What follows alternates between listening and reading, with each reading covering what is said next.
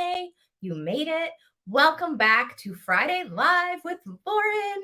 Today's show has a very, very special guest, someone near and dear to my heart that I met when I first started my journey on LinkedIn, what feels like forever ago, but it was only last April that I got really big into posting content and growing my brand.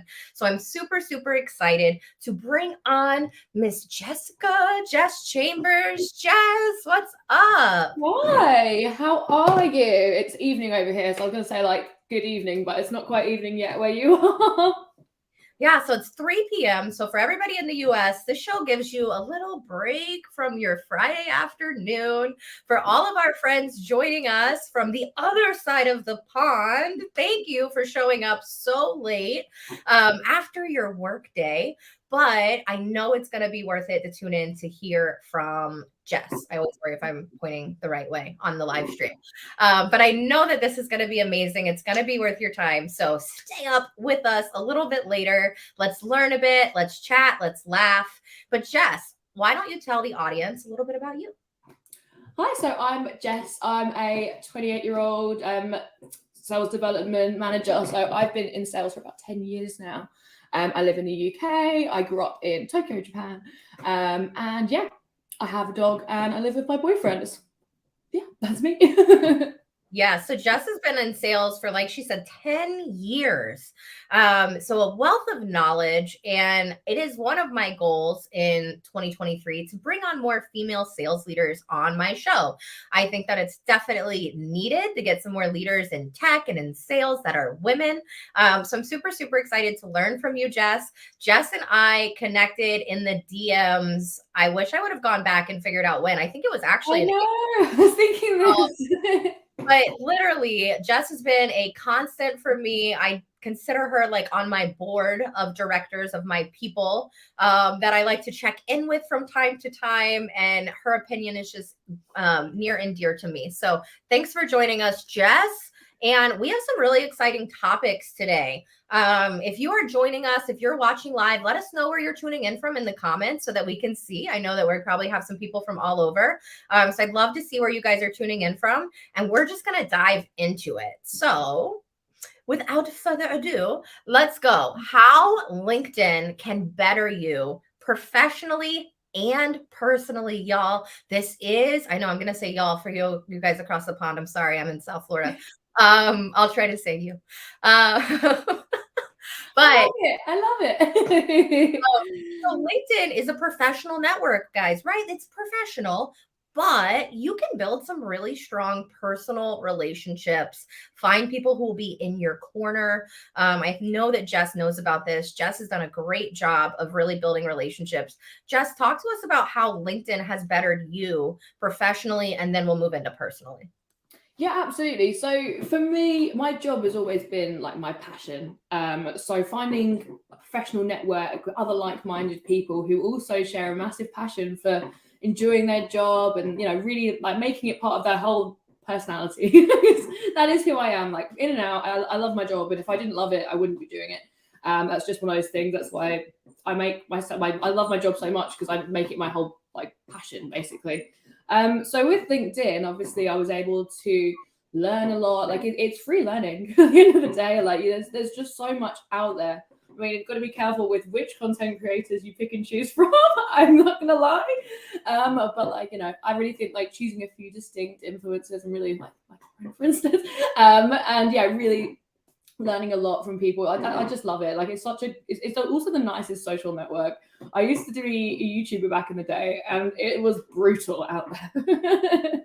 I love that I recently found your YouTube. I have been kind of stalking all of your old videos, but they're amazing. And I just started streaming this show on YouTube. We might have some people watching us on YouTube. I don't think anybody's ever found my show there yet, but one day we can get back to the YouTube content creation. But yeah, so LinkedIn, like Jess said, it's a really nice platform, right? Like I like to highlight that every time I'm on this show. When you are posting on LinkedIn, you're interacting with people who want to better themselves and they want to better you as well.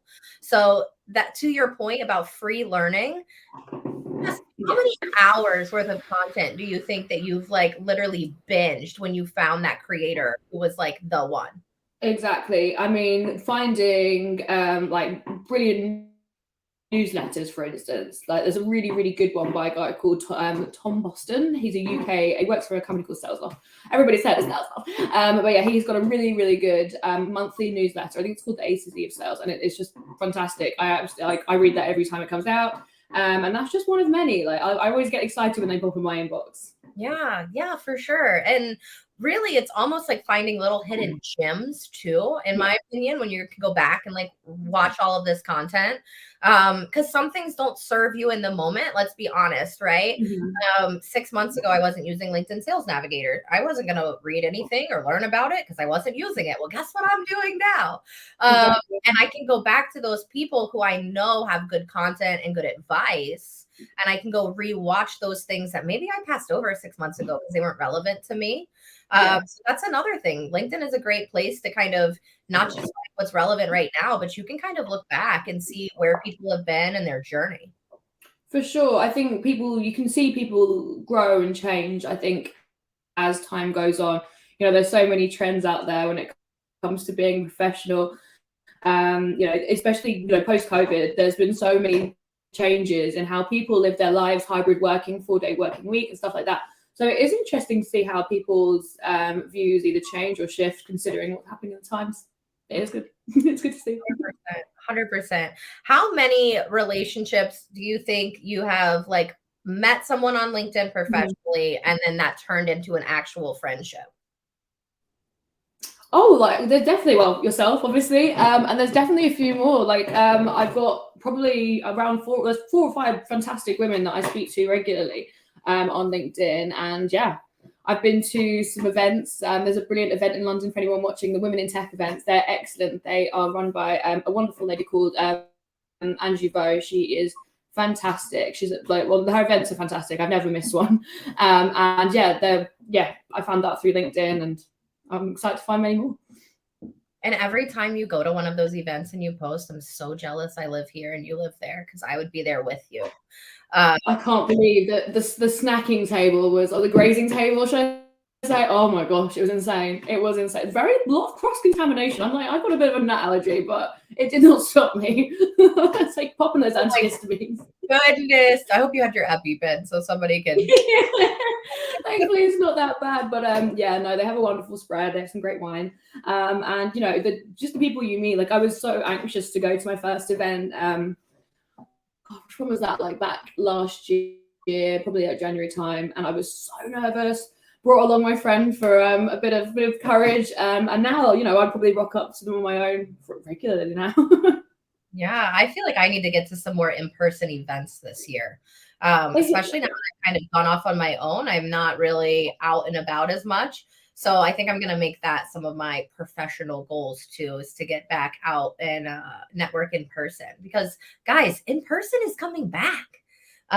Whether you want to admit it or not.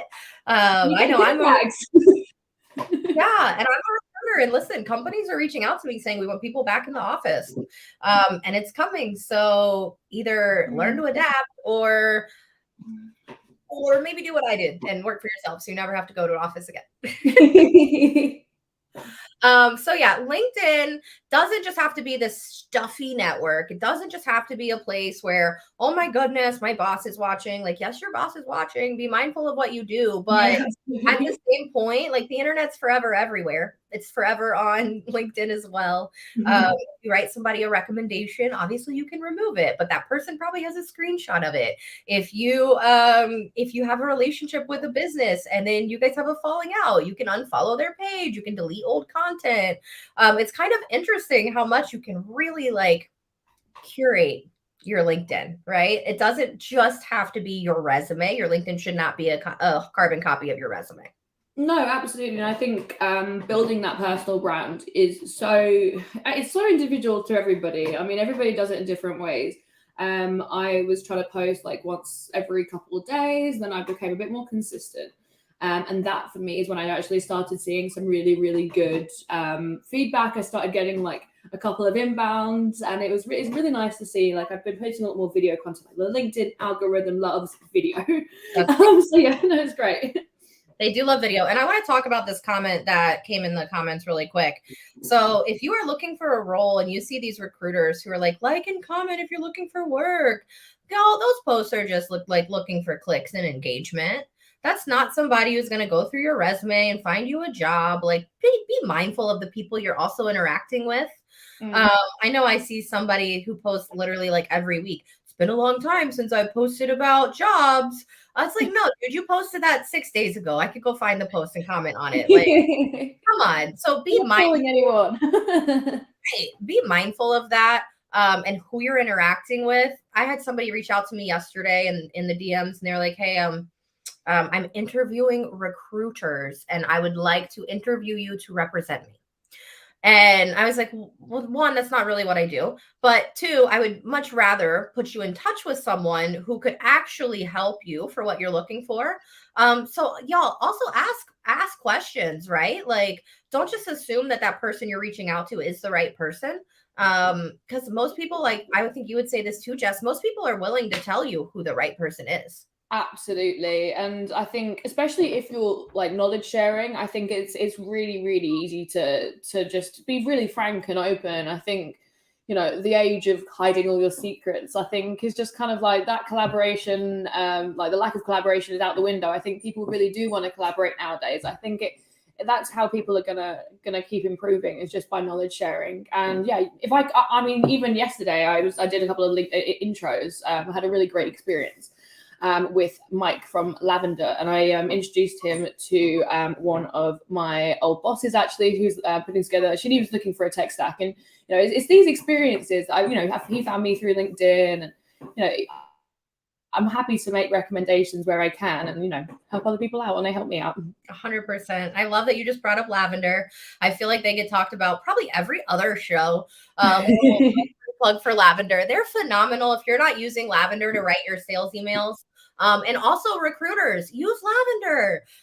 Nobody has time for that long standard message. Nobody wants to see that same message that you just sent 45 other candidates. And I know that you guys probably don't know, but I see them. My husband has recruiters reach out to him all the time. Like, I'm his agent. He gives me the phone. I reply. So yeah, if you're recruiting my husband, you're actually talking to me. You just don't know. But I see that same generic message going out. So use things like Lavender and really good tools, and reach out to people in your network and say, what's working for you? LinkedIn will better you if you allow it to, is another thing I think I would say. If you don't allow it to better you, if you want to treat it like that stuffy platform we all joined 10 years ago, then you're going to be left behind. Absolutely. I couldn't agree more there. I think it's free advertising as well. I mean, I think really more marketing directors should be really encouraging people to be using LinkedIn as a platform, just not only for their personal brand, because your personal brand will follow you everywhere. You really representing your company in a fantastic way, and employers been able to see that is only going to really help. Like, for instance, I got my job now because I was headhunted. And that was probably partly to do with the fact that I post on LinkedIn very frequently. I'm quite loud about what speaking about what I'm doing, and I speak about it very passionately, and I try and be as articulate as possible. And I think, if that comes across well, that's like a walking, talking CV, really, and it's gonna follow you around forever, which is great. It really is. If this is your first time tuning in, I also like to remind people, if you treat LinkedIn like a job for a year, you probably will never look for a job again. Like Jess said, she was headhunted. I was headhunted on LinkedIn previously when I was a regional sales manager for a company. That was somebody who found me on LinkedIn. So a lot of that can happen, but also make sure you're connecting with the right people. Make sure you're following the companies you want to work for. Kind of hard when you're like, oh, I really love your company, but you don't even follow their page. Like, so be mindful of all of those kinds of things. But I want to segue, Jess, because you just brought it up. You got headhunted. So we're going to segue into this new topic of conquering new beginnings. And y'all, if you have any questions, you can ask your questions in the chat while we're chatting, and we'll try to answer those as they come or at the end of the show. But I want to talk to you about how you're setting yourself up for success. What does that feel like when you're walking into a new role? Kind of walk us through all of that. So I started my new role at a fantastic company called Mobile. It's mobile.io, and what we do is it's Google Business Profile Management.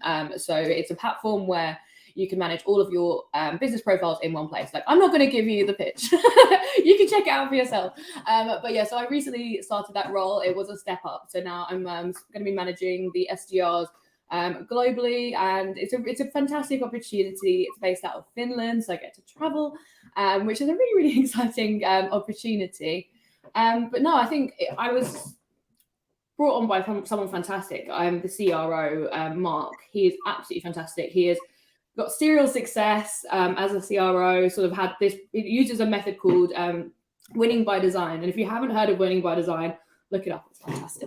Honestly, the books really changed the way I work. And if you're anything like me and love sales reading, Winning by Design, definitely worth it. But yeah, how I set myself up for success was I just absolutely immersed myself in the ideologies that he's going through, the methodologies that he's using, got myself really comfortable with the tech. Thankfully, I'd already implemented all of the tech we use at my last place anyway. So it's pretty comfortable. But still there's always a chance to have a refresher course. So yeah, absolutely immerse myself in the company, did as much research as I could before I started. And then obviously when I started, I really just, the onboarding process just took it by the horns. I love that. And new beginnings can be a little bit scary. And I want to remind everyone, if you're tackling something new, right, it should be a little hard. It should be a little scary. You should have days where you're like, what the heck did I get myself into? Because if you don't feel that way, then you didn't take the right role, right? It's probably something that's too standard to what you're used to. We need to be pushing. We need to be growing. We need to be evolving. So I think that it's just super important when you're starting something new and you're having those moments. A lot of people do be honest about it, right? And that's another way that I think I've done well growing my personal brand is I'm honest about the challenges, just like I'm honest about like my wins and my successes.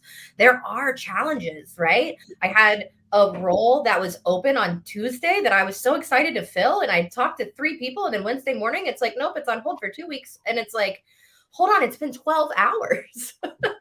But decisions change, and not everything is great, and not everything's going to be sunshine and rainbows. Exactly. No, I mean, I had a bit of a meltdown the other day to you, didn't I, Lauren? I was, it's starting a new role, building up a new network in a completely different vertical to what I've done before. Not completely different, it's still MarTech, but it's a whole different audience. And I feel like I've beat my head against a brick wall almost. I was thinking nothing's sticking. Is my messaging wrong? And then 20 minutes later, I think I messaged you saying, I've just got a great demo, and they booked it through my email footer. I've never had, in all my 10 years, no one's ever booked a meeting with me through my email footer, but boom. And then it happened, right? Like, you just got to push through those moments. And when you're having a challenge, own it, right? It's okay to be like, this is hard. A lot of people, I think, get nervous to admit that things are hard. I'm not saying call your boss, say, oh my God, my life's so hard. Don't do that. But it's okay to like tell your friends, like, I'm going through something hard right now. I need a little bit of support. And I was watching a live show earlier today. Shout out Morgan J. Ingram. He's coming on the show next month. But I was watching Muffins with Morgan and getting some knowledge this morning from Tom and Ronan, everybody on that show. And it's really interesting to see all of these people conquering new beginnings. And to see them chat about it, and they're chatting about the wins. One of the things I said was like, Morgan, what were your wins for the week? I asked him in a question, just like I'm telling you guys to ask questions. And he said, honestly, I didn't really have wins. And he kind of walked through, and that's okay, y'all. Yeah. Morgan J. Ingram said live on his show he didn't have wins this week. He worked out some wins once he talked it through. But y'all, not every week is like, oh my God, I did so amazing. Sometimes it's like, girl, we made it to Friday. We're going to have a glass of wine. No, exactly. When my company, we have a Friday fails sharing where everybody shares their fails of the week on a Friday. And I think it's a really good chance to actually be really accountable and, not have to hide these things. Like, stupid mistake. Like, I misread a Slack message this morning so colossally. Sort of did a bit of an essay about just completely answering the wrong question. It was quarter to 7 in the morning. I hadn't quite had my coffee yet, but that was my Friday fail, and it's right in the morning straight away, and it happens. It happens in the morning. At least you got it out of the way and it was done. Yeah. Well, who's to say the day's not over yet? Well, I always reframe my day into quarters when that happens to me. I'm like, that was the first quarter. We have 3 more. It's okay. That's a great way to think.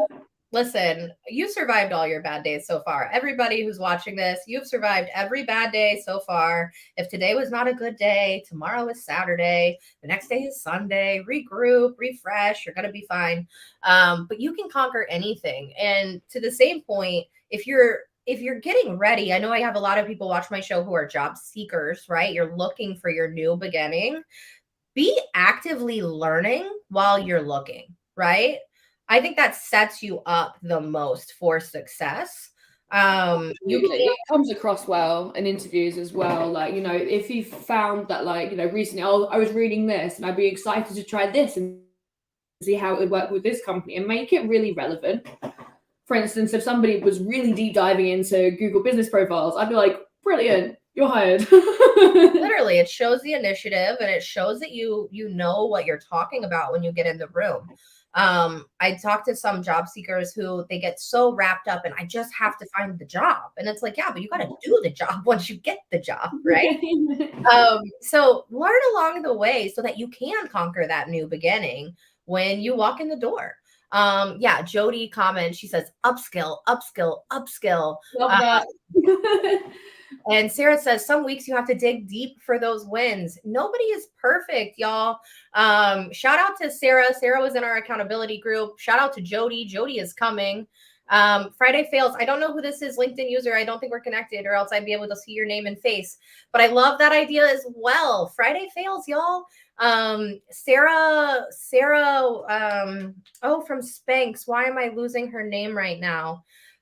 She has a story where she and her father would grow up and they would sit at the dinner table and they would talk about their failures. Mm-hmm. Celebrated them. No, I think it's a really good method as well. So if you haven't made a to-do list for the day, there's a British influencer called Mrs. Hinch. She does like cleaning. She's a very like feel good Instagram person, and she has a concept of doing a to-do list. So what that is like if you're having a really bad day, write down the things you've done already. And you can kind of be like, oh, you know what? It wasn't all bad. I got out of bed. I made my bed. I had made myself a really cracking coffee. Like, yeah, just celebrate the little wins, I think, sometimes. And sometimes little wins are the best wins. I didn't have a coffee today, but that would have been my biggest win if I had. Actually, no, I did. I had 2. Oh gosh, I'm like, me neither. I'm like, it's 8:00 for you, right? Or I'm getting to 8:30. Yeah, my boyfriend's at a cocktail bar. Oh my goodness. I wonder if he's tuning in from his phone. Normally my husband watches live from his. But yeah, look, South Florida is not bad in January as opposed to July. Yes, I live in South Florida and it is not bad in January. I think it's a beautiful like 75 degrees outside Fahrenheit in the US. I'm trying to convert that at the moment. I'm like, that's boiling. Yeah. I know. I had to say that really quick. I saw your face. And look, Jody had a coffee. Jody, drink another coffee for me, babe. Me too. It's too late for me now. I had a wonderful chat with Jody the other day. Okay, so let's move on. And this is another really important one. And you are super, super qualified to tell us all about this topic. I want to talk about helping new sales leaders. And you are now managing a global team of SDRs. I wouldn't necessarily say you are a new sales leader, but yeah, a little bit. Well, it's my second management role. My last company, I was promoted twice in very short succession. There was a lot of it was a very turbulent year. And then I really just started getting into the swing of my new management role, and there was a lot of changes. And you know what, I got approached by another opportunity that I just really, really couldn't turn down. I really loved the idea of, and that's where I am now. But I've got to say, honestly, learning is the biggest thing. Like, no one ever coaches you to coach people. It's kind of one of those things where, like, I've had really good sales leaders. I've had mediocre sales leaders. I don't think I've had a bad one, so that's great. But I've had all sorts of sales leaders, and I always think try and learn from other people's mistakes, but also really read up a lot on, I'm part of a couple of networks. There's one called I think it's like the X10 Managers Network. It's a free network. I'm really not at the moment planning on joining any of the paid ones. I mean, I've been approached by quite a lot, but like, if you've got any great recommendations, please let me know. At the moment, I'm like, I feel like you're just trying to sell me something. But if anyone's got any great recommendations, please let me know. But yeah, the Managers X10 Network, they do short webinars on like how to give really great one-to-ones, how to look after your your team's mental well-being and stuff like that. Because I consider it being really important. The empathy side, I think, is one that you can't miss out on. I think you can learn the skills when it comes to, the methodologies and stuff like that. But the empathy side, it just can't. You can't do that halfway. You have to really give your all on that one, and that's what I'm really, really trying to become as a sales leader. I think you've really got to lead the way, and I'm a player contributor at the moment, so I'm actively doing the job. That will probably phase out hopefully soon because that means they'll have grown quite a lot, but in the meantime, I'm absolutely loving the journey, and I'm leading by example. I think that's important.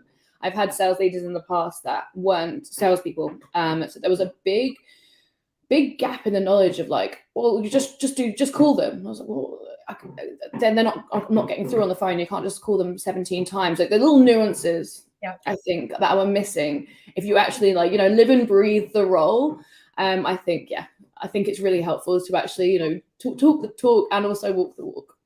100%. And people remember how you made them feel. So if you don't actually feel like you care about your people, they're going to know. Totally. I always tell people especially when I'm interviewing someone who's going to take that next step into a leadership role, I always like to break down, like, why would you want to be a leader of other people? And let's figure out the why, because sometimes your why isn't actually, oh, I should be leading people. Because people, you're going to have great influence on others, and not just how they feel, but like their career trajectory, their influence. And you have to make sure that that's actually a role you want to take on, and you'll be vested in people's lives forever. When you move on from that company, those people will remember you. They will reach back out. When those people are moving up and they're like, oh my goodness, if you're a good leader, they're going to reach out and tell you so. So I would also, like, little nugget of wisdom, if nobody's ever told you you're a good boss, red flag. I'm okay. I'm not necessarily saying you. I just mean we've had people who've worked for us, right? Absolutely. Right. And just, I know you get people who message you about how impactful you are. Don't be like, I haven't. You have. But if you're not making an impact, I don't think you should really be leading a team. And some people have it and some people don't. Like, I've had one particular manager for a very short stint of time, and they were a brilliant player. Like, they've got so many demos. They were great. When it actually came to management, it was just hard work. It's a real uphill struggle. Yeah. Oh, look, we have some people agree. Leadership without empathy is a key driver of employee turnover.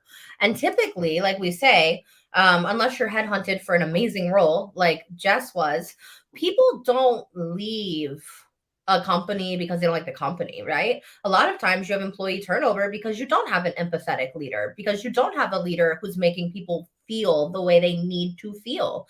So I would also say, if you're a new sales leader, you should be diving into the psychology of what makes people feel good.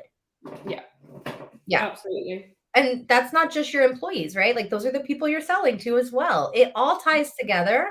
And I love a good podcast and things like that. So there's one I want to shout out to Caroline. Caroline and Morgan have the Enablers podcast, two women that I love to follow. And I like to listen to their podcasts. They have some great leaders.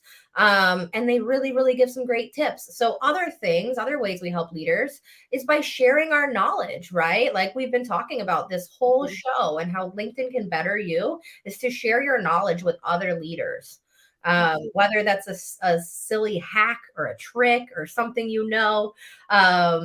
I posted a video the other day about zooming out in Sales Navigator. And before I posted the video in my head, I was like, this is either the biggest blonde moment I've ever had, or it's really going to help someone. But I'm going to post it either way. Exactly. No, 100%. Yeah. So, okay, y'all, we have a few more things we're going to chat about, but really quick, I have to give a shout out to Dooley. I'm repping this Dooley shirt today. One, it's black like my soul, and it's got some pink on it. So I'm obsessed with your I love it. right? Dooley, shout out for this amazing prize package. I won all of these bottles of hot sauce, which are going to be big conversation starters. They sent me cups. I wore a beanie to the fair the other night that said Dooley. Like, Dooley, I am out here. People are like, what's Dooley? I'm like, let's go. I'm pulling you up on my LinkedIn app. So big shout out to Dooley, but I also want to shout out Whiskey Wednesday, which is the show that I watch Wednesday night. You're probably in bed because it's 9 p.m. in the US. But they do some fabulous prize packages. I know you mentioned Lavender earlier. Lavender is typical one of their prizes that they give away, a free year subscription to Lavender. Priceless, literally. And there's just some amazing prize packages. You can win time with sales leaders, 30 minutes on someone's calendar. Jess, how often do you have 30 minutes to give someone just extra time? Like, let's be honest. I wish I had more. So, working into the night, obviously. right. Tune into these shows and take advantage. It's another way you can help yourself by being prepared for that next role or leveling up. I got 30 minutes on someone's calendar and they started asking me, like, oh, do you know about this? And I was like, okay, pause. I don't treat me like I know nothing. I have my pen and my paper. Go. And it was 30 minutes of like in-depth drinking from the proverbial fire hose of knowledge. And I walked away from the meeting and I felt like my head was going to explode. But it was 30 minutes of someone's time that I won, that I was like, I'm just starting a new business. And I know that our call is supposed to be about something else. Would you please teach me about starting a new business? And they did. Yeah, Jody just posted Whiskey Wednesday. They changed the name to Wins. I know we were talking about fails. But I think that's so cool. Wins, and you can win some cool stuff, which is the other thing that I want to mention again. So shout out to all of these people sending the cool swag. I also got a note from Brandy today. I think I might be getting a little package. She asked me my shirt size. So whatever you're sending me, Brandy, I will be wearing it live on the next show. But yeah, like free advertising, like we said, marketing departments, you should be using Lavender. Look, there's this Dooley Lavender. Come on. And Lavender, if you are a job seeker, it is free. They will give you a free pro subscription until you find your next job. If you are a founder of a new company and you are not yet profitable, you get Lavender for free. So Lavender, that's literally a wonderful thing to do as a CEO. Yeah, well, I get nothing for like plugging any of these companies I talk to you guys about. Like, I just genuinely like these companies. They do a really good job with their branding, and I like to share good people, right? And that's one of the cool things, and why I really want to dive into a little bit more about. I know you're not going to pitch us, but talk to us a little bit about your new job. It's really cool. I'm seeing the videos and the content you're creating. By the way, your videos are great, Jess.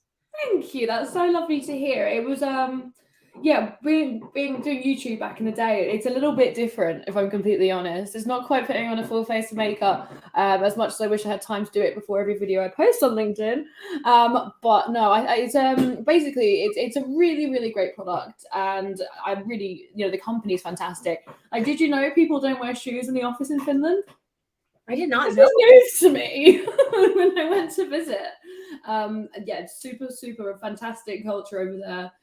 Everything I actually love that. I mean, I might hate it if you had stinky feet, but I feel like I would love that. That's the thing, they don't, because they take their shoes off and put like indoor slippers on. It's interesting. I'm not mad at it. I'm not mad at it at all. Hey, Paul, we see you. Thanks for tuning in. I'm so happy you all came in. Adam says, what we share with others might change their trajectory on the entire day, week, or month. Adam, that is so true. Another big shout out, really quick. I feel like this is maybe the shout out hour, but another big shout out to the SAS Bros. Darren and Eric McKee are killing it. And Eric sent me a message the other day, and I was having a down day. It was one of my days where I'd had a few fails, and he sent me this voice note, and it was like the best thing that I needed, and it changed my week. It literally changed my week. So Adam, you are so right. And yes, Sarah, black like my soul. I listen, it does show the dog hair a little more. I have dogs, but black is the best color. Fight me. Absolutely. I mean, I'm wearing a little bit of white here, but that's not quite on brand for me. Yeah, okay. And Sarah says you should demonstrate leadership skills and be viewed as one before you find yourself in a role that requires it. That is so true, Sarah, because we've all seen it. You see some people who simply get promoted into a leadership role based on seniority or their tenure, and they're probably not the best person for the role, but no. right. So they get promoted, and then you'll see the whole team kind of shift, right? Have you ever seen that happen, Jess? Oh, yeah. Yes, I definitely have. And then in a bit of a strange turn of events, I ended up managing that individual, and they were horrible to manage. They were not happy. And yeah, basically it's hard because, you know, even if you feel like I'm probably the best qualified person for the job, I do get it if they've been there a significantly long time more. And I think, you know, it's hard. It's a difficult situation because you don't want to be taking opportunity away from someone else. But I think if you're genuinely better suited and it will benefit the team more, it's a no-brainer. 100%. And this is a really cool comment. Elizabeth says, thanks to last week's show, Cassandra and I have now connected and had a great chat yesterday. Y'all, this is what it is about. LinkedIn is cool, posting is cool, but the magic happens in the DMs. It's when you have a coffee chat. It's when you get to know someone just to get to know someone. That's how we met. I think I sent Jess a video. I was shooting like a basketball or something in my office. I have that downstairs. It's hanging up on my wall. Yeah, so I was shooting a basketball and I like made a joke. I was like, yeah, like one day we'll work together and I'm gonna send you a basketball hoop and you'll do it too. And literally I got on Amazon and sent her one. It was like, my boyfriend was like, there's a really big box outside. I was like, what have you ordered me? Oh my god. And then I was like, it's not from you, it's from Lauren. It was so sweet, honestly. It's best gift ever. My husband would have been like, what did you buy again? Yeah, exactly. Hiding the boxes by the door. Hey, Mark, thank you for popping in. I know you'll watch the replay. Mark is awesome. He's one of my local connections. Mark's another one I met on LinkedIn, and then we got together in real life. We had a real life meeting. We went to lunch. And Mark like Randy. They go to one of my favorite restaurants down the street from my house. So literally magic happens, but you have to let it happen, y'all. All right, let's read from Paul. I think the key thing, though, is being grateful to those bad leaders because they teach you what not to do. I've learned that everyone and everything is either a blessing or a lesson. Paul, love that. You hit the nail on the head. Yes. And Paul, my grandmother, before she passed, used to say that if somebody is a horrible person, they are the best example of who you don't want to be.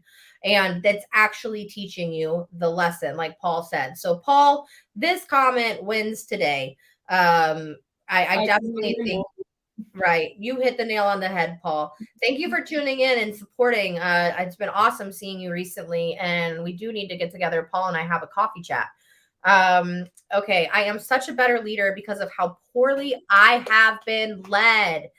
Yes. Jess has negative, not necessarily negative leadership, but maybe poor leadership or not the best person for the role, like we were talking about. How has that kind of shaped your career? I think some leaders are great in some roles in some companies, and they use that exact setup, copy paste it into the other scenario. Don't read the room. You know, there's some large corporations that really benefit from that kind of like cold structure, Whereas, you know, smaller teams, startups, for instance, they don't thrive in the same way. So I think it's really important to actually, you know, have that. Like, that's the thing I've learned the most, is that like not every situation is comparable. You can't copy paste your experiences. You really have to, you know, your management style might be your management style, but the way you actually enforce it has to really relate to the people that you're impacting. And that could be, you know, different personalities. It could be the fact that, you know, for instance, at my company, it's ages. Like, I'm one of the oldest people in my pretty much the whole company at 28. It's a very young company, whereas at my previous company, I was one of the youngest and kind of treated like, she doesn't know anything. She's like one of the youngest. And now I'm like, fountain of wisdom, knowledge, girl. Wise old lady. Like, it's great. How funny to feel like the old lady. It's interesting now that I'm off on my own. I see Paul's comment about the goal for entrepreneurship: be the person you wish you had. Paul, that's awesome advice as well. And that's like what people try to portray in interviews, right? Like, you're trying to portray that you can be the person that hiring manager wishes they had on their team. So think about that when you're in those interviews, and really dig deep into what is that person's pain point and how is hiring me going to help. So hire people smarter than me. And I always think, if it's like, I always want someone smarter than me. Like, you know, I can work like a machine, so I can, you know, hammer out what I do well. I need you to be able to do the stuff that I can't do and do it better than me, because that's great. Like, I want everybody to be smarter than me. Like, I love that, so I can learn from you as well. Yeah, and it makes life easier. It makes your job easier. I used to have an employee who worked for me. His name was Victor. And literally, I knew Victor could do anything, because in my head, Victor will figure it out for me if Victor doesn't know how. And every time I had an issue, it was like, okay, I have the person who can solve this problem because I hired someone smarter than me from the get-go. And I recognized that in the interview. I saw all these skills that were kind of unrelated, but I was like, ooh, if you can learn all of that, you can probably learn anything. So definitely don't think that the skills on your resume, like, put the stuff you know how to do on your resume too, y'all. Don't take something off because it's not necessarily relevant. Like, oh no, absolutely, keep it all on there. I think, you know, like I did a 2-week stint working as like during COVID. I was taking the phone, like the overload, like, because we had to call NHS 111 over here, which is our national health service. And I, an unqualified not medical professional, was answering the phone and going through like a online survey about people's like coughs and stuff. It was a very stressful, probably the most stressful job I've ever had. I had to call an ambulance once. But no, I think I've still kept that on there because it shows, you know, even though a lot of redundancies were made at the start of COVID, I did lose my position. You know, 1 week later, I was in another role, and trying to help out where I could. Yeah. And I think, even though it does not relevant to the rest of my career, it's still relevant to me. 100%. And it shows how much you're willing to put yourself through, right? In a time where nobody knew what was going on in the world. Let's just be honest. We were all like chickens with our heads cut off. What are we doing? So it just shows your resiliency in that time too. And I think Adam makes a great point about leadership, is to not. I was reading this on the side. I was thinking, I love that so much. Yes. And it's okay to tell people no, right? It is. Yeah, managing expectations is I think, you know, I used to be a customer success manager, and that was something I learned from that. Over-promising, underperforming is the easiest way to lose somebody, either a customer or an employee. I think employee retention is, you know, not saying, I think setting great, you know, dreams for progression is fantastic. But if you say in 6 months' time, you will get promoted to this, and they underperform, and then they get let down, and they get, you know, it's going to hurt their feelings. It's going to make them feel like they're not good enough. Whereas, if you kind of just manage their expectations, you're gonna have a better time. Yeah, managing expectations, I think, is the key thing that I just pulled from what you said. Manage others' expectations. And that's not just kind of for what you're going to promise and do, but it's also for what their role is and where their lane is. And if you can help manage all of that, you're going to have happier employees. Adam's just dropping the knowledge. I'd rather have someone be straightforward with me than dangle something in front of me and never deliver. Yes, Adam, you are so true. And I'm happy that you are connected to Paul now. Maybe Adam and Paul are going to get a little coffee chat after this. Can you elaborate on keeping non-related experience on there? That was actually the majority of feedback I got from people, that my 13 years ministry experience didn't translate into marketing. Adam, I'm happy we could have like a little chat and talk over all of this. When you really break down your experience, I mean, 13 years of doing something consistent is a huge. I completely agree. And I think, when I look at sales roles that want like a university degree and they want like 3 years of sales experience, if I'm hiring for a junior SDR, I look at that like an entry level job. And as long as they're trainable, and they've got something about them. I mean, there's a lot more introverts in sales nowadays because of things like LinkedIn and really great email prospecting. For me, like, I always think, if you've worked in a coffee shop or a bar, that's actually going to better prepare you for the people that you're going to meet, because not everyone's nice when they pick up the phone. And I think, some of my best experience of how to deal with people and kind of roll with the punches, so to speak, was learning from my bar work I did when I was at university. So 100%. And really, and I say this too, a college degree, I mean, yes, you learn in school, right? But a college degree just proves you can show up to the same place for 4 years in a row, and that you can be committed to something and follow through. So your 13 years really does matter. I would say it's probably in how you're portraying what you did while your time was there, and we can work through some of that stuff. But I definitely think it matters. I would not take that off. And Adam, please send me a DM. I'm happy to chat with you about that more. I got to throw this up here really quick. Somebody found my Knights flag in the background. Go Knights, charge on. I sent somebody. So if y'all know me, you know that I send videos to everyone. And I sent a video to a sales leader the other day because, shout out, I'm looking for more clients. Recruiter, get at me. But I sent a video to a sales leader the other day, and I didn't even think about the flag in the background. And he messaged me back, and it was like, oh my gosh, you guys had such a tough end of the season, and your quarterback. I was like, yes. It's so polarizing in the UK. Like, if I had like a Chelsea flag behind me, like, that would start arguments sometimes. Well, it's not worth it. I'm happy that it's over here and it's doing okay for me. And listen, if you don't like UCF, what are you doing? It's an amazing school. It's huge, and it's in Central Florida, so it's super easy to get in and out of. So shout out to UCF. I met my husband there. My kid better go there. Oh, I know. So long ago in the gym when I still worked out. The gym. What a meet cute. I know, it's like a story in a movie, and it was raining. He gave me a ride home. So crazy. Moving on. This story. Sorry, I like you guys. We like you too, Adam. Says, don't dangle carrots, be straight. That is so true. Yes, down, DM me. Okay, Paul says, Lauren and Jess, I'm curious about what your thoughts are on AI and tech. I have thoughts. Chat GPT is pretty irrelevant, but I think for businesses, AI seems like it's more efficient. So Jess, you want to answer this one? I have thoughts. Okay, so actually for prospecting, it's great. So what I use it for is like to find lists of businesses for like inspiration of what to contact. One of my colleagues did get caught out when she sent out something created on ChatGPT to a client, and they were like, "Did you create this on ChatGPT?" So it's kind of obvious, I think. So I would highly recommend not to use it in actual outreach. However, using it as inspiration, and I use it to sort of like top 10 restaurants in London, and I can find those so I can go prospect them. But I wouldn't personally use it to create actual content.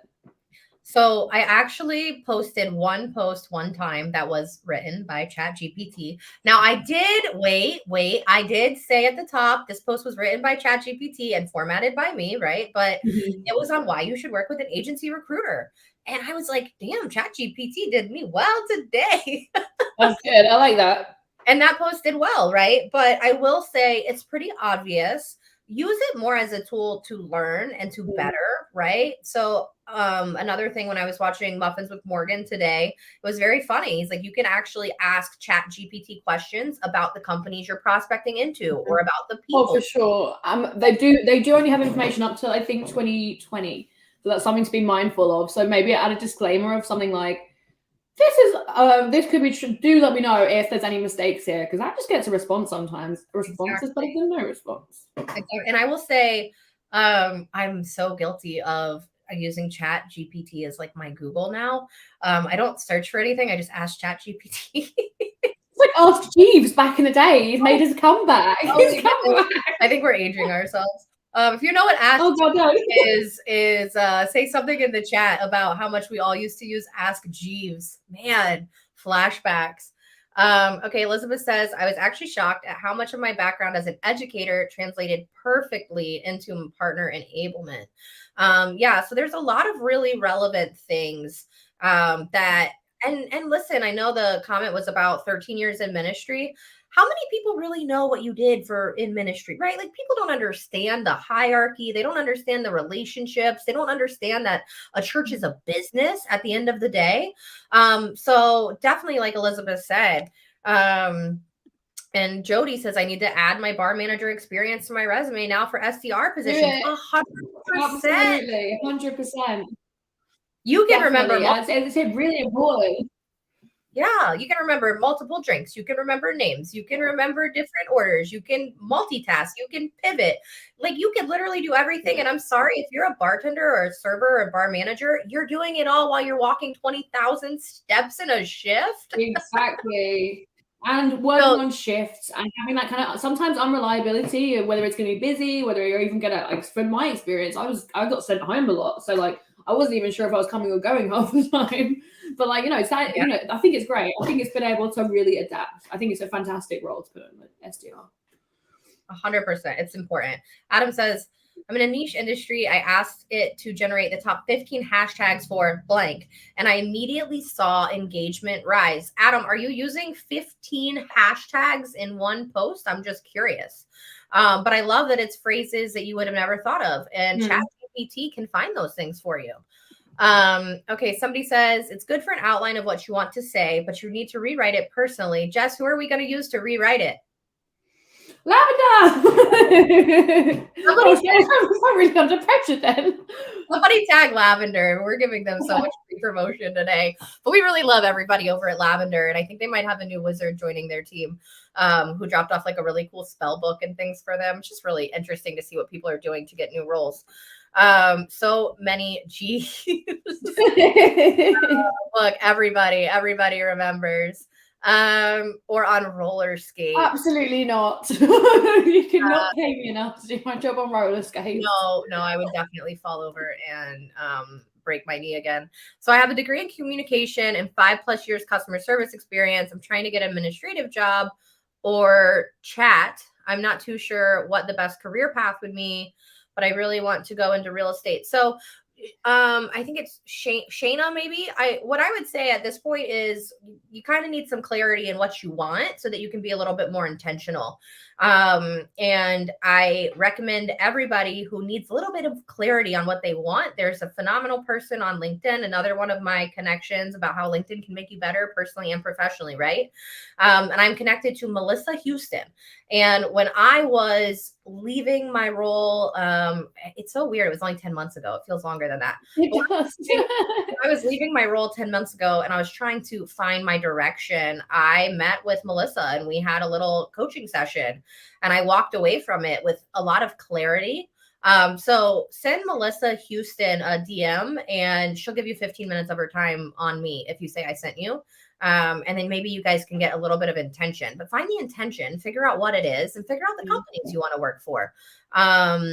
Do some research into those things. And then once you've had that intention, send me a DM and I'm happy to help you try to figure out and navigate networking. And by the way, everyone, I know I don't always respond to my LinkedIn DMs because the DMs are trash because LinkedIn doesn't let us organize them at all.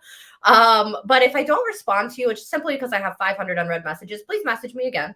I will try as hard as I can to get back to you. I literally have, I think, like 12 voice notes I need to listen to right now. I had somebody send me a video. Somebody sent me a video yesterday. Like those are the ones I'm going to prioritize are voice notes and videos. But send me a message. I want to help. If there's somebody in my network I can introduce you to or anything like that. Like Jess said, like LinkedIn will make you better, but you have to let people, right? Absolutely. All right, so we're coming to the end of the show, and we only have one more a little special surprise for you all. Okay, so Jess, do you want to announce it? Oh, it's so exciting. So we've been brainstorming about how we can collaborate, and we are starting our very own podcast. Very, very excited, as you can tell. So But yeah, so basically, oh, sorry, you go ahead, Lauren. no, I'm just so excited about it. When we first met, we never had an idea of like, let's do a pot. Like that wasn't the goal, right? And we literally No. just actually enjoy each other's company, and we've realized there's so many things we can learn from each other. So, Jess, what are we going to talk about, and when is it going to start? Sorry, Sorry. badly timed water. So we're gonna be really looking at sort of like the differences between, you know, the UK and the US, empowering like female leaders, not just female though. We're not gonna just be an all female show. We're obviously gonna be looking at all sorts of topics related to like the differences between like the UK, US, and yeah, all things recruitment, sales, business, all that sort of fun stuff. Yeah, definitely. And it's going to be exciting.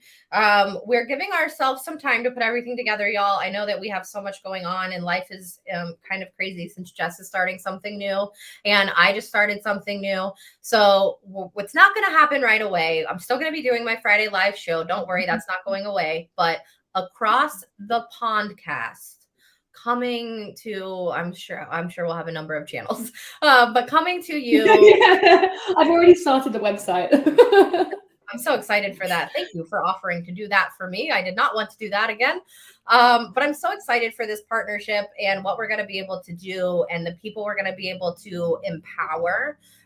So if you've ever, and this is the other thing, if you want to be on a podcast, if you want to be interviewed, reach out to those people and say, I want to be on your show. Mm-hmm. If somebody's watching and you're like, Lauren, I really want to be on your live show, reach out to me. It's not always easy to like reach out and go find a million people to come talk to me. And sometimes y'all just get me alone if I can't. But you can reach out and ask people to be featured. And that's a really cool way to find new leaders and to learn from new people. So across the podcast coming soon. Woo-hoo. And follow Jess. Everybody look at the little banner below. Go follow Jess on LinkedIn. You can go stalk and find her YouTube if you want to. We already talked about it. They're already lurking. Mobile. Give Jess some love with her videos. If you are posting videos on LinkedIn and you want some likes or comments, just send me that post.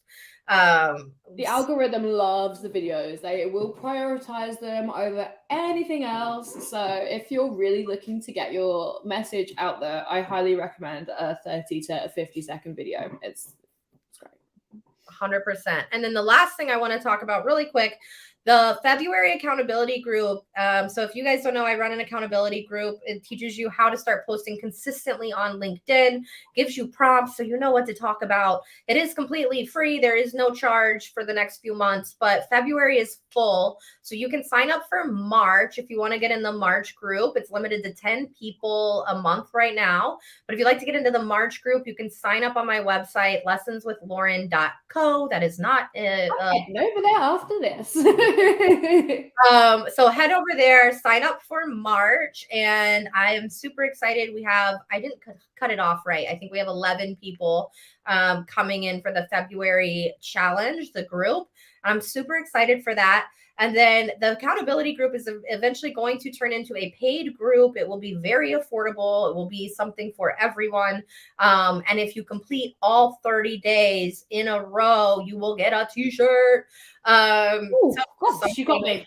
You got me. Got to do the 30 days in a row, y'all. That's what the group's about. So come join us in the accountability group. We got a few more comments. Everybody is super excited about our podcast, the podcast. And look at Sarah helping me out, dropping the website. Y'all are amazing. It is 4:00. This is the end of our hour. If you had any questions for us that we didn't answer, you can DM us. I probably won't see them. DM Jess first.